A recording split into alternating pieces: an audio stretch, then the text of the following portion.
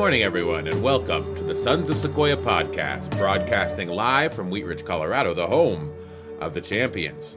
Today is October 19th, 2021. It is our 123rd episode, and today we're going to do something lighthearted, something fun. We will be going back to one of our favorite sources of content, quote sites, and we're doing an article from parade.com, 101 funny quotes that will make you lol. And they're all safe for work, is what this article is entitled. How are you this morning? I'm doing fine. It's a beautiful morning here in Colorado, and this will be a fun, lighthearted time together. Yeah. I'm looking forward to it. So, the way this is set up is there's 101 quotes. We'll never get through 101 quotes. So I think that maybe I'll put up the thing on the screen and we can look at the ones that they've chosen to feature in images. But if you see one in between that deserves a little recognition, we can point that out at the time. Does that sound good? Okay, yeah, that's fine. All right, well then let's just cut the crap and get to the quotes.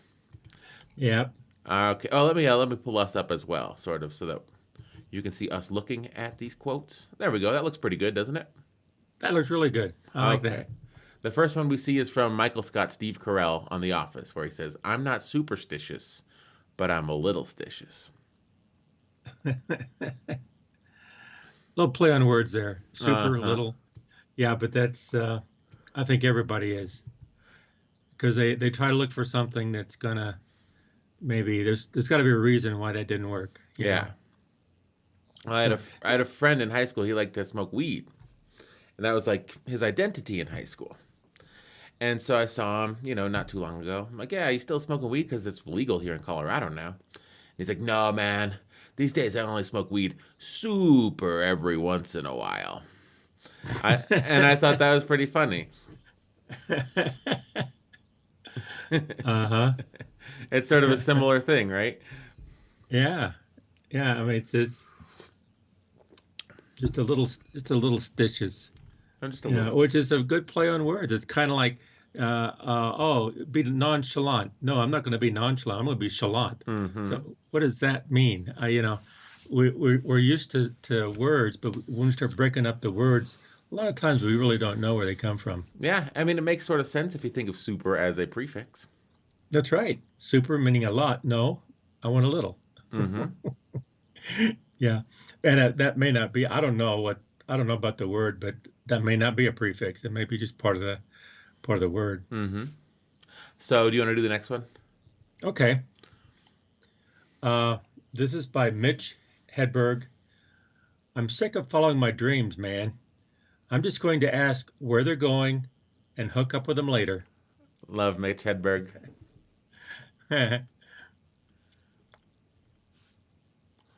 And then they start listing the ones. Oh, yeah. Then they start listing a bunch. Yeah. But then they have a highlight. Highlighted ones. So I want to point out number 4.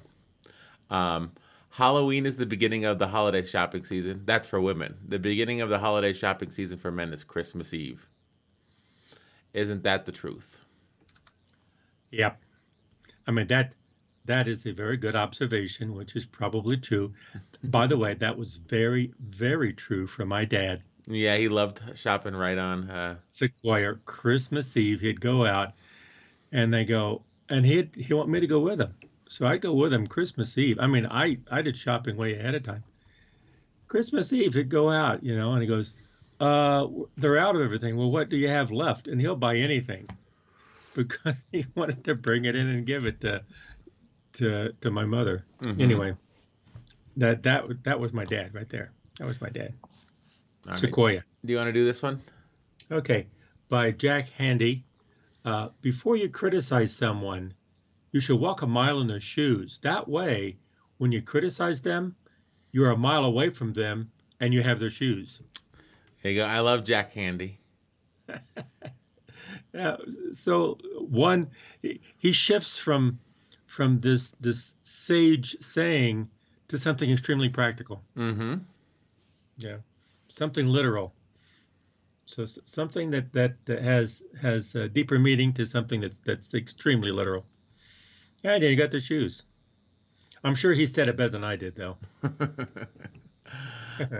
uh, Moving on, Will Ferrell said, "Before you marry a person, you should first make them use a computer with slow internet to see who they really are." That's probably his experience. Mm-hmm. You see their temper, you know. Well, actually, there's a lot of truth to that, There really. is. I mean, I think that, a whirlwind romance and you get married really quickly, you probably haven't really dealt with a lot of adversity. No. And when things are going great, yeah, someone can be a great person. But when the chips are down, you do see who they really are. And I guess slow internet is a minor annoyance, but To see it's who they're, which is really true because you don't, because when you're dating, your best foot's forward, you're trying to be nice and everything, and says, "Oh, that's really, yeah," but you're not seeing the real person. You're seeing what the person wants to show you. mm-hmm, And the slow internet, that's probably something that he is extremely frustrated with. mm-hmm. And says, "Okay, this is who I really am. I want to break this machine." But yeah, you see who they really are. That's a good one. What's the next highlighted one? You can read this one. Let me read number 9. Okay. This is kind of funny. I like this by Rita Rudner. I don't know who that is. She's a Anyway, comedian from the 80s. I think she was on LA Law. well, I like this. I like this. I because uh, this is really true for a marriage. I love being married. It's so great to find that one.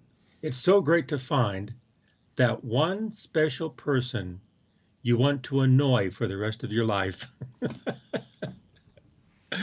And there's a lot of truth to that, really. When you find someone that they annoy me, but it's a type of annoyance that just makes you alive. It Yeah. gives you life. I like that. It's funny, but there's a lot of truth to that. A lot of truth to that. Anyway, so you want to read one? Sure, I'll read this one. I mean, I'm not a big Ellen DeGeneres fan. So I heard that she's a really mean, spiteful, hateful person. But that doesn't mean she can't have a quote. "Never follow anyone else's path unless you're in the woods and you're lost and you see a path. Then by all means follow that path." Yeah, I mean, conventional wisdom is conventional for a reason. That's what she's getting at. Yeah. But there is one in between here that I do want to point out. It's another one about marriage. Okay. That. Oops, sorry about that. I'll mute my phone. By Rodney Dangerfield. Oh, wait. No.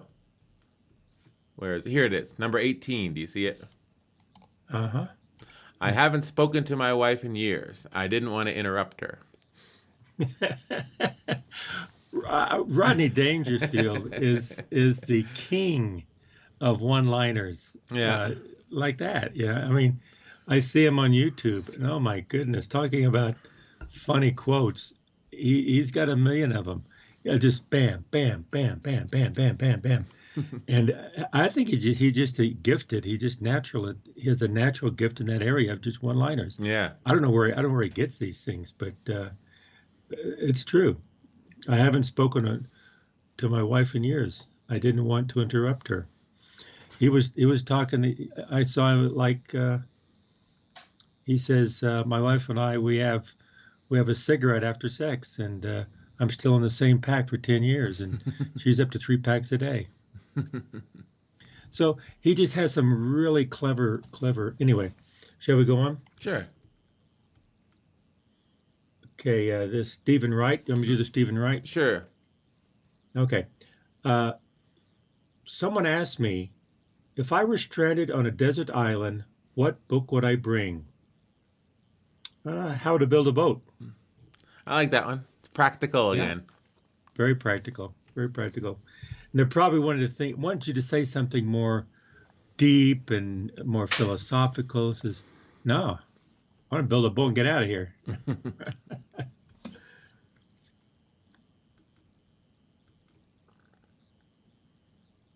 Joan Rivers is the next one, unless there's something in between. I'm looking at what's in between and not saying anything. We're already 25. We'll be done in 40 minutes. We're jumping over a lot of them though. Yeah.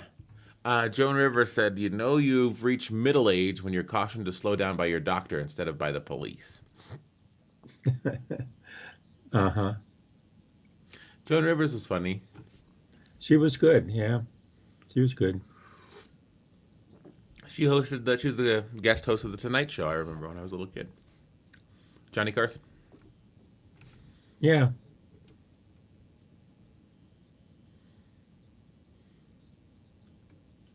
Yep. Some of these are pretty good. There's a lot of them here.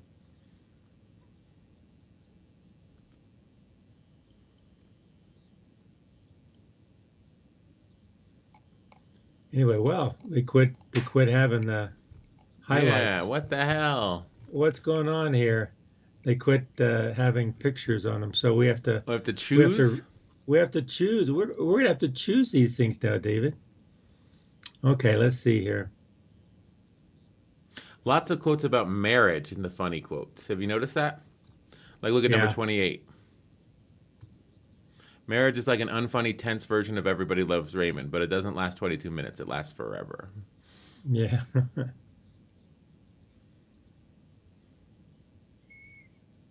yep. Yeah, some of these are clever, but some of them are funny. Mm-hmm. Yeah, like Elise Goldie Hawn, the First Wives Club. There are only three ages for women in Hollywood: Babe, District Attorney, and Driving Miss Daisy. Mm-hmm. Yeah, that's in Hollywood though. Yeah. I don't know. I think when women get older, they get better. They just get wiser. And anyway, This is a classic quote. I saw a study, Jerry Seinfeld. I saw a study that said speaking in front of a crowd is considered the number one fear of the average person. Number two was death. This means to the average person, if you have to be at a funeral, you'd rather be in the casket than doing the eulogy. that's a good point.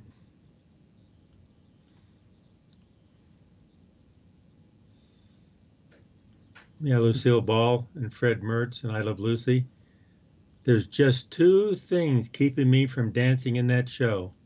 Fred, your feet. See, the thing about those is that's like a piece of dialogue. It's not really like a quip. You know what I That's mean? It, right. it It is takes a two dialogue. people. Yeah, it's a comeback. Mm-hmm. But they should have a hundred funny comebacks. My question You is know. this is Parade magazine or whatever. And Hmm.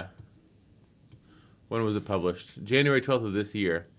You know that all these quotes are online somewhere. And you know that Parade magazine just needed to put this out. It's like a clickbait article. And of course, we're using it right now. We're piggybacking off of their work. But I imagine some intern or lower level staffer at Parade did a quick Google search and just compiled all of these. And that's basically what we did to start this episode. But so I don't think, they probably saw this. Oh, it's like a piece of dialogue from the show. Let's just include it. Whatever. We just got to get to Yeah, 100. whatever. We got to get to Yeah. 101.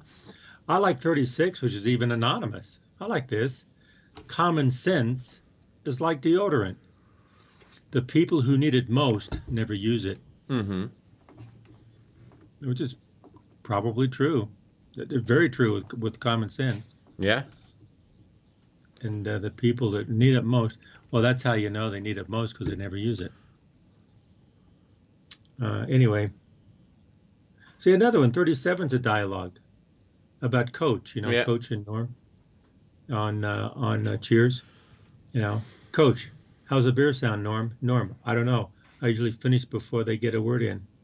So that's a dialogue. It's a good comeback. Yeah. It's a comeback. It's a comeback. But Norm always had funny comebacks. I mean, a lot of the dialogue in sitcoms and movies, TV shows, are just really funny one-liner comebacks, Mm-hmm. like Norm on Cheers. And they're funny. Ace They're Ventura, good. Pet Detective, Jim Carrey. If I'm not back in 5 minutes, just wait longer.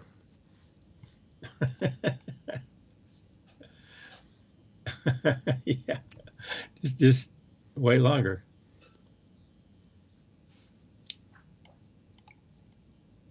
This is me.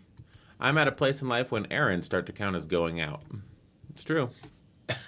That's true. Yeah. Yeah, me too. Says, I'm gonna go out. What are you gonna do? Run an errand.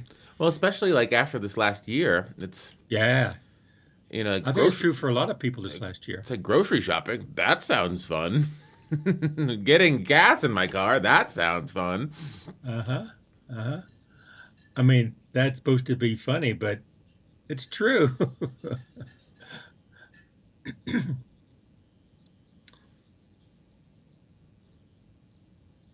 This reminds me of. I'm not good at the advice. Can I interest you in a sarcastic comment? It Yeah. reminds me of these Norm Macdonald videos I've been watching, Oh wow. and Oh yeah, he's a riot. Matthew Perry, aka Chandler, he was pitching sketches for Saturday Night Live when he was the host, and they told Norm, "Yeah, well, we're going to have to get rid of one of your sketches that you pitched because Matthew Perry wants to do a sketch where he does the Chandler voice." And it's like, "What's that?" And it's like, "Well, he calls it the Chandler voice. He talks like his character Chandler from Friends." And Norm Macdonald says, "Do you mean sarcasm? Does Matthew Perry think he invented sarcasm?"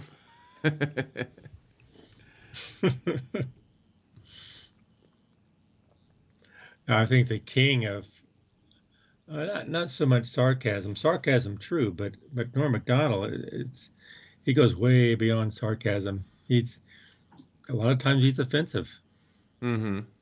but in a funny way. I mean, he just who he is. He doesn't apologize. He doesn't apologize. That's just who he is.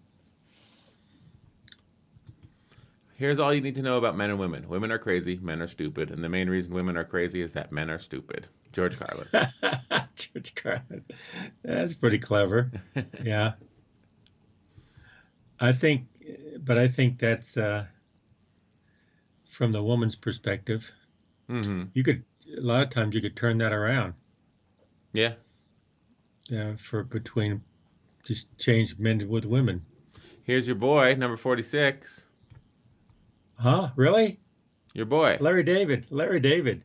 Yeah. Man, I identify with Larry David so much. What did he say? You read it. When I'm in social situations, I always hold on to my glass. It makes me feel comfortable and secure, and I don't have to shake hands. Oh man, that's so true. You just go, yeah, hi. Yeah. You just kind of like toast them. You don't have to touch people. I I like. Well, I don't know, Dave. Like in Curb Your Enthusiasm, a lot of what Larry David does in that, I'm thinking, I do the same thing. I totally identify with that. Yeah. And there's some things that I do that he should have on that show. Like people coughing in restaurants. Or people blowing their nose in restaurants. Oh, geez, that drives me crazy. They have this really gurgly cough, and then they blow their nose. And I'm trying to eat mashed potatoes. It just doesn't work. Mm-hmm. I feel like The- blowing your nose, though, sometimes, like, if you eat spicy food, are you just supposed to, like, excuse yourself from the dining room to blow your nose? yeah, there's a restroom there. Yeah, go into the restroom and tidy up. Mm-hmm. Don't do it over the food. Anyway, especially the gurglings. Anyway, yeah. I I'm still worried. I go out in public and people, they have a nasty cough, and it's like, what the hell? Like, why aren't you home? I don't know. I was in a restaurant not the other day, long time ago, and this person was clipping his nails at the table. So, oh my goodness. Have you seen that video of Rudy Rudy Sh- Giuliani? shaving at the table in the airport? No. Oh wow. Let's try to pull up that clip. Why don't we? What do you say? Oh my goodness. Okay.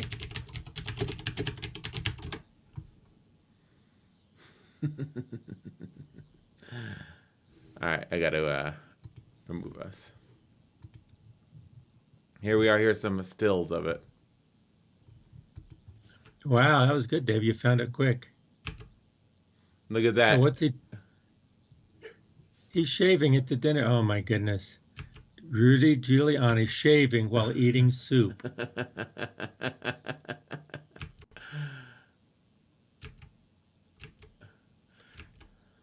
You know, Wow. I think that he's tarnished his legacy a bit, don't you? He has, and he had a good one back in, you know, 2001, 2002. 2000, he did, yeah. Because he did some good things back then, but then that's just a really good, that's a good point. A lot of times good people can do bad things and crazy people can do good things every once in a while. So, and he did a good thing. Mm-hmm. He was good at 9/11 and 2001. But since then, he just, his true colors came out. So moving So on to it's the quotes. Here's some advice. At a job interview, tell them you're willing to give 110% unless the job is a statistician. Adam Grotman. that's very true. Oh man, ours is, or don't give them a forecast unless you're. I mean, never get. What do you predict? Well, never give a prediction if you're going to be a weatherman because it's not going to be right. Right, David? Right, the weatherman's always wrong. Yeah, weatherman's always wrong. I mean, because in other words, oh, you have a 20% chance of rain. It's never going to be 20%. It may be 18, it may be 25, it may be 5, it may be 50, but it's either rain or it doesn't rain. It's a 0-1 thing. Mm-hmm. Anyway, Either it rains uh, or it doesn't. It's always 50-50, right? it's that's right. They should always say, "Oh, you have a 50-50 chance of rain. Either it's going to rain or it's not." Yeah, there's only two outcomes here. When it Mm-hmm. comes to rain, there's only two outcomes. It either will rain or it won't rain. So he has a 50-50 chance. So the weatherman should never say anything other than 50-50 chance. Uh-huh. And if it rains, then that's the 50% that rained. If it doesn't rain, that's the 50% that doesn't rain. So if he says it's 50-50 chance, he's always right, Yeah. no matter what the weather. All Hey, right. they got one highlighted here for you, David. Groucho Marx. Groucho. You want to read it? Oh, yeah. Let's see. I never forget a face, but in your case, I'll be glad to make an exception. There you go. Go for it, Groucho. The Marx brothers, all of them were very talented, just remarkable. A lot of the comedians back then were very, very good, Mm-hmm. and like Charlie Chaplin was very, very gifted and talented and intelligent. He did a lot of other things other than just comedy. Yeah, it's fascinating because the people that are the comedic stars in movies especially, and you go back and a movie's 10 years old, and it's not funny, but it was hilarious 10 years ago. Uh, there's, timeless comedy. It's difficult. It's difficult to sort of have your finger on the pulse because I think comedy sort of reflects the times so much. I think there's different types of comedy. There's different types of humor. I think the highest humor, the deepest humor, the longer lasting humor is humor observing things that don't change, like you Mm-hmm. said, that's timeless.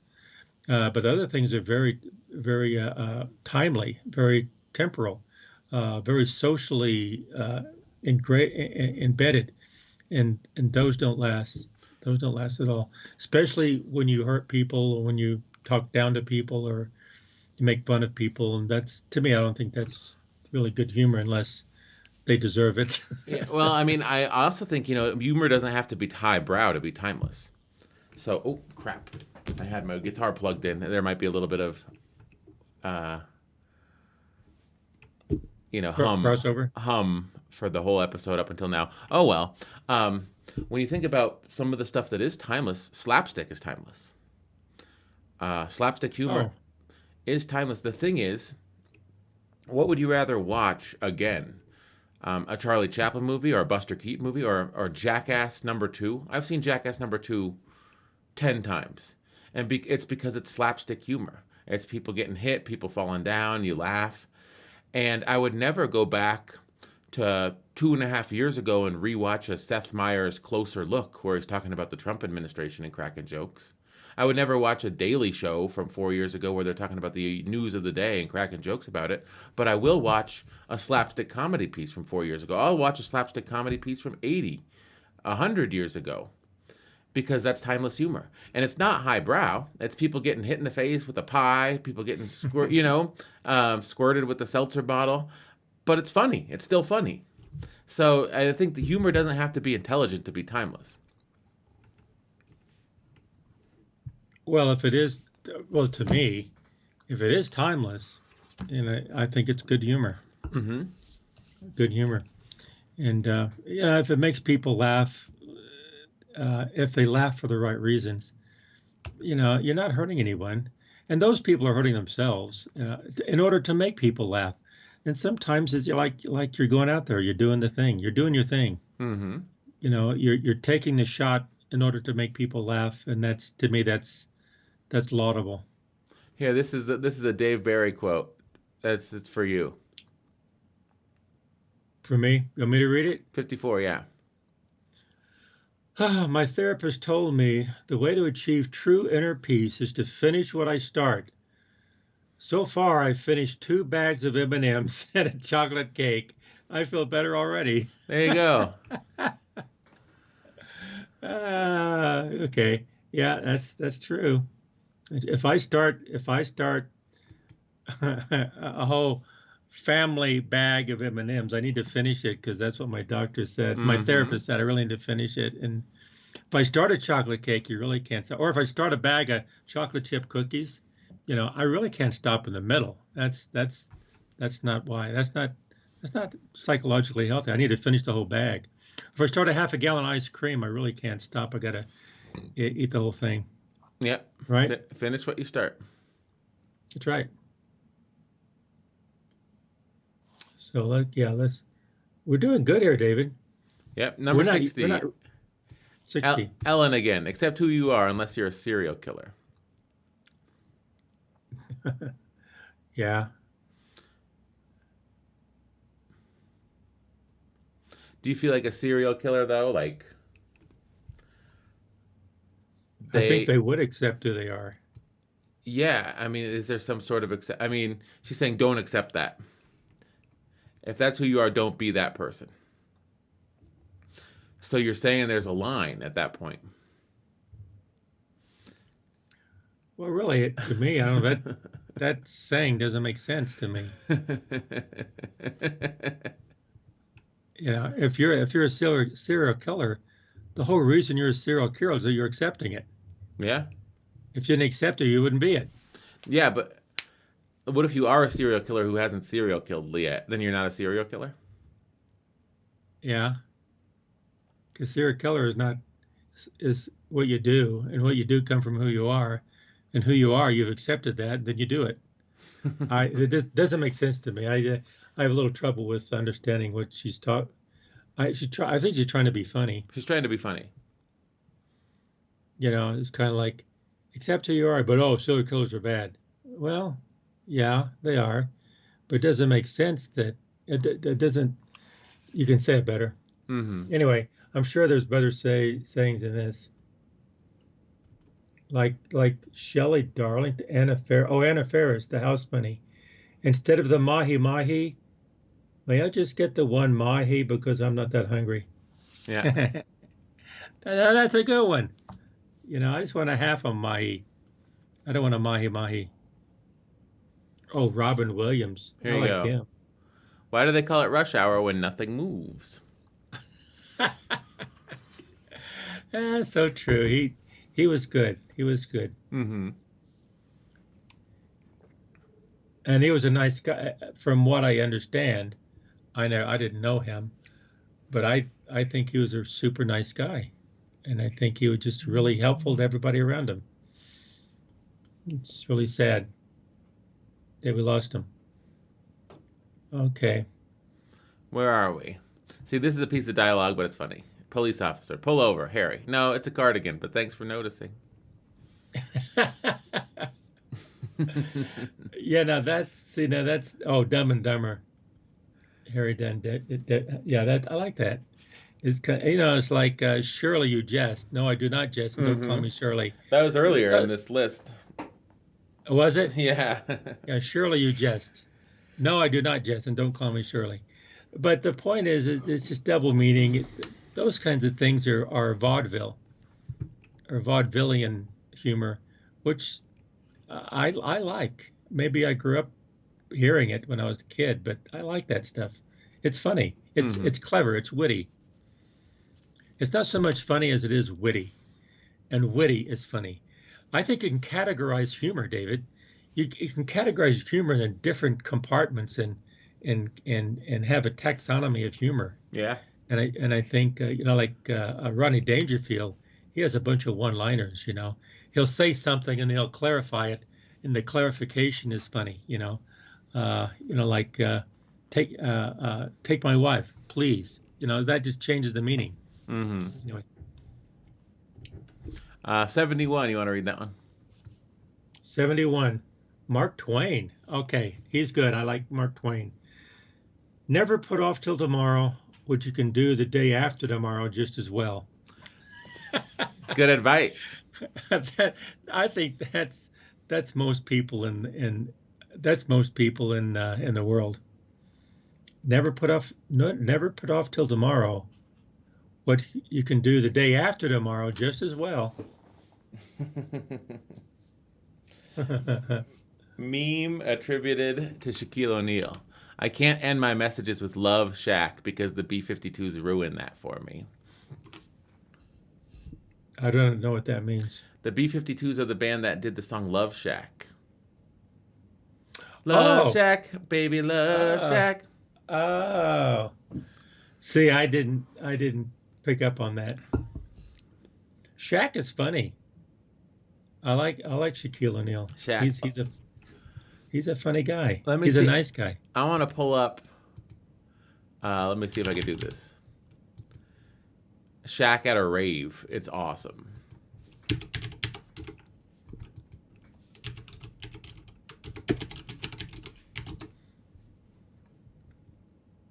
Shaq in a rave. Oh.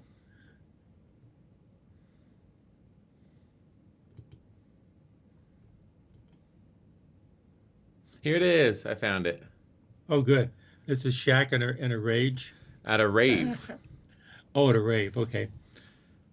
Are you ready? Yeah. So like a rave is like an EDM concert with a really loud music. We'll full screen this. I won't play the music just because I don't know if it's copywritten, and but we're gonna see Shaq on screen. If you're listening to this via audio, tough luck. So here's the rave. There's Shaq. Do you see him? Oh my goodness. He's going for it, man. Oh, he's with the crowd, and I think the tallest person around him is his elbow. He's like twice the size of the bouncer. He's the crowd. See the crowd control security guard there. Yeah, he's like twice the size of that guy. Go Shaq. He's so funny. That's a cool clip, don't you think? That is right in front. He's right in front. He's like, he's not head and shoulders. He's head, shoulders, chest, and stomach above everyone else. Mm-hmm. He's a huge guy, but he's a nice guy. He's a funny guy. My husband and I fell in love at first sight. Maybe I should have taken a second look. Ain't that the truth with Mia Farrow? You know her story, right? Yeah, I do. Yeah, married Woody Allen, and Woody Allen ended up marrying the daughter. Like, yikes. That's a yikes. Yeah. It's gonna be a yikes from me, dog. Yeah, I'll second that. Yeah, Mia Farrow. Now that saying has a lot of impact when you look at who said it. Mm-hmm. No, that brings meaning to it. The interesting thing is, she said that in a Woody Allen movie that he wrote. Oh, really? She's saying his words, and it's like, couldn't it be more true? I think that people, deep down, they know who they are. Maybe like when Keith Raniere was telling that one guy, like, he wanted to do a movie about this guy that controlled other people, and he was really a terrible person. And it's like, he was talking about himself, you know? Not like, what was that reality show? And it says, he's manipulating you. And really, that's exactly what he was doing. Yeah, Are You the One? Or was that it? Classic show. Know? Yeah, he was telling this girl, he's manipulating you. And he had his hands on her face and his face in front of hers. That's exactly what he was doing to her. He was saying what he was doing. This is And like, and when you saw it, you knew what he was doing. And then he was saying this other guy was doing what he was doing. It just, don't be dumb. um, this is like the type of humor that like I don't relate to at all. Thanksgiving dinners take 18 hours to prepare. They're consumed in 12 minutes. Halftime takes 12 minutes. This is not a coincidence. It's like trying to be clever. Oh, I didn't have it up. Don't like it. Thanksgiving, it takes 18 hours to prepare. They're consumed in 12 minutes. Half times take 12 minutes. What's half times? You mean half times Halftime's at the game. Yeah, sporting events? it's dumb. It's a dumb quote. But if you have a family that's football crazy or whatever, then maybe it makes sense to you. It's just it Oh, doesn't. It's not relatable to everyone. that's what she's saying. Yeah, that you get Thanksgiving dinner, they're going to eat it at halftime and go back to it. They'd rather watch football than they would eating the dinner that it took 18 hours to prepare. Yeah, that is kind of cynical, isn't it? Mm-hmm. I don't do that. No, I I don't. I start what I finish. When I start eating, it takes a long time for me to quit. I don't care about football. Uh, I don't like watching it. I like playing it. I Number don't play it 80. anymore. Oh, 80. Okay. Oscar Wilde. Yeah. Anyone who lives within their means suffers from a lack of imagination. Oh, wow. What do you think of Anyone that? who, that's, well, there's different ways of taking that. I think there's different ways of taking that. Anyone who lives within their means suffers from a lack of imagination. Living within your means, is like I can't enjoy what I have because I'm enjoying it too much. You can take that different ways. One, you can say, "Oh, I need to spend more money." No, you don't. Living within your means doesn't really mean uh, that it's not the money you spend; it's enjoying what you have. Mm-hmm. And you can have imagination of enjoying what you have. I don't know if that's what he meant by that, but that's how I'm taking it. See what I mean? Mm-hmm. I think it's basically like, I think what he's saying is you need to realize that at points in life you need to throw caution to the wind. And if you make all of your decisions based upon exactly how much money you have and not how amazing a life you want to live, you're going to miss out on a lot of good times. Also, if you want to take it a little more analysis, your means, like not only is it your financial resources, but it's basically all of your resources. And so, Right. You never push yourself if you're living within your means. So you never really, I think, you never really get to a point where you truly are living your best life if you're always calculating, what am I capable of? Let's shoot for below that. Shoot for below that, right? Yeah. Yeah, yeah. Expand your horizons. Mm-hmm. Get outside your comfort zone. I like that. I like that interpretation, David. I like that. Then this makes good sense, and this is a good saying. Then, Yep. yeah, people should have imagination when they live to say, "Hey, to enjoy life," because there's so much out there. Mm-hmm. This is the quote I can't relate to. Sarah Jessica Parker, Sex and the City. I like my money where I can see it, hanging in my closet. Well, that fits Sex in the City because that's the opposite of the other one that we were talking about. It's all about what they have, their possessions. Mm-hmm. Now, I would say clothes and cars, to a large extent, I don't really equate those with having money, because no one ever sold a car, oh, unless it's like a collector car or something. But no one ever sold a car for more than they bought it for. No one ever sold designer clothes for more than they bought them for. And so it's sort of a sign of frivolous spending. Whereas like a nice house or, things that you actually invest in that appreciate in value, that's a sign of disciplined spending. So if someone has a Lamborghini and they're living in an apartment, I think they're doing something wrong financially. Yeah, they put their money uh, they don't put their money where it appreciates. They put their money where it depreciates. It's like a big sign that says, "I don't understand how money works." Like a big sign, like sucker. Yeah. There's a big sign right on their forehead, sucker. Yeah, that's kind of true. It's like if you take a look at the 5 most wealthy people in the world, you pull up pictures of them. None of them are wearing gold chains. you know? Yes, and another thing too, the people who don't, who have a lot of money, but they don't spend it frivolously, a lot of times they're happy. They're enjoying life. And the people who spend the money they don't have and buy things that depreciate, they're not that happy because they don't have enough things. So be careful what you go for because you may get it and it's not what you think it was. There's my saying. Yeah. Anyway. I think you should read the 86 Betty White because you like Betty White. I like Betty White. Yep. People say, but Betty, Facebook is a great way to connect with old friends. Well, at my age, if I want to connect with old friends, I need a Ouija board. Got it, because all of her friends are dead. They're all dead. Yeah. That reminds me of, because I started back in the 70s drinking Dr. Pepper. And then I shifted to Diet Dr. Pepper. And I like Diet Dr. Pepper. Well, you should drink healthier things, because it's a lot of artificial sweeteners and aspartame and all kinds of stuff in there. And I saw this YouTube of this lady, this old lady, this elderly lady, I don't know, in her 90s or something. Maybe she was over 100, but at least 90s. And they were interviewing her. She says, yeah, my doctor said I shouldn't be drinking this. She had Dr. Pepper. I shouldn't be drinking this, I think it was Dr. Pepper, it may have been Coke.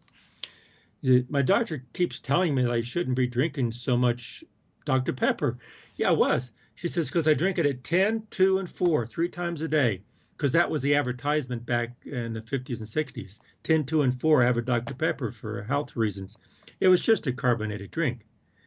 And they go, oh, wow, and you're still doing it? Yeah, I'm still drinking it. It says, what does your doctor say about that because you don't quit? And she says, I don't know. He died. He outlived the doctor. Outlived the doctor. I mean, the doctor could have gotten hit by a bus, so. We don't know.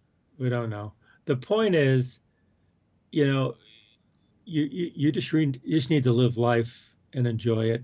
And how long or how short you live, you don't know how long or short you're going to live. I think the time you got, you just need to enjoy it as much as you can. Some people have a long time, some people don't. You just have to enjoy the time you do have. Because we all are given our own time. My time is not your time. It's all different. And just enjoy it. So, yeah, that was a good quote by Betty White. Let's go to 93. We're almost done here. Wow. We could do this again and not do the same ones. Yeah. Outside of a dog, a book is a man's best friend. Inside of a dog, it's too dark to read. Groucho Marx. I can't he went from a saying to something very literal, And Groucho was really good at that. He was a genius at that. I like Groucho Marx. I like him. The Marx brothers were funny. Jack Whitehall. I'm sure wherever my dad is, he's looking down on us. He's not dead. He's just very condescending.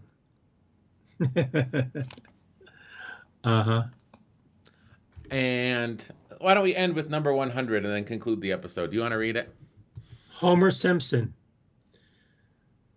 Okay, Homer Simpson's The Simpsons. Homer says, trying is the first step toward failure. I like that quote.